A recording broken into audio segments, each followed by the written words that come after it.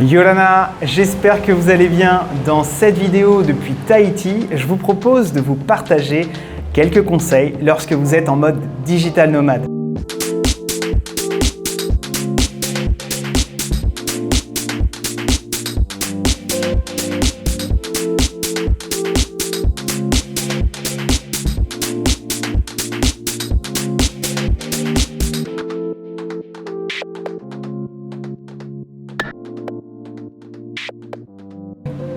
Commençons par expliquer ce que pourrait être le digital nomade. Selon moi, c'est le fait de pouvoir travailler plus librement en étant mobile afin d'explorer une ville, une région, un pays.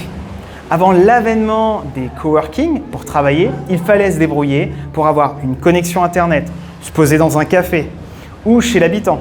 Aujourd'hui, le développement des confortables coworking un peu partout dans le monde et aussi des appareils de connexion portatifs performants permettent d'avoir un spot et de travailler plus facilement. Attention pour les coworking, ils ne sont pas présents dans toutes les villes et pour les amoureux d'aventure, je vous propose d'autres alternatives et des conseils pour une exploration plus profonde d'une zone.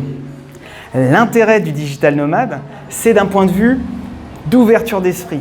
Partir dans un autre endroit pour travailler plus ou moins longtemps, être dépaysant, sûrement plus économique qu'en France et peut aussi faciliter votre marketing. Ici, en Polynésie, en soulevant simplement mon portable, j'ai directement du marketing facile, à gogo et incroyable à vous partager.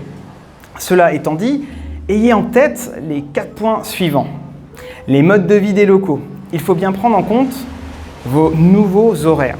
Avoir un regard neuf et curieux, ouvert et ne pas venir avec nos habitudes. Cela peut aller de la salutation, de la circulation dans les routes, de la nourriture ou même des moments pour passer vos appels internationaux. La Wi-Fi et une batterie d'ordinateur ou de smartphone plein sont des éléments cruciaux pour le digital nomade. Pour cela, vous pouvez acheter un boîtier portatif Wi-Fi, des batteries externes et aller dans des espaces de coworking, chez l'habitant ou même dans un hôtel. Attention, même dans les hôtels haut de gamme, la connexion peut être mauvaise.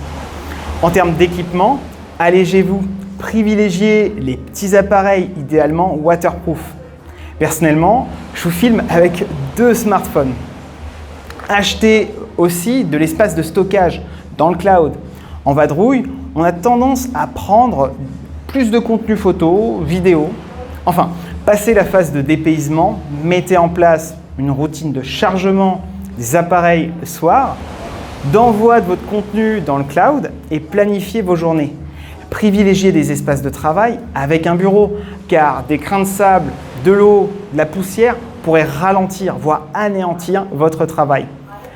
Pour ceux qui vont le pratiquer, rappelez-vous que chaque jour que vous passerez est une chance inouïe, alors kiffez. Et pour ceux qui en rêvent, j'ai aucun doute que vous allez partir, vous aussi, vous changer d'air. Vous avez aimé cette vidéo? Mettez un gros pouce bleu, abonnez-vous et regardez les commentaires car j'ai glissé des informations utiles. Nana!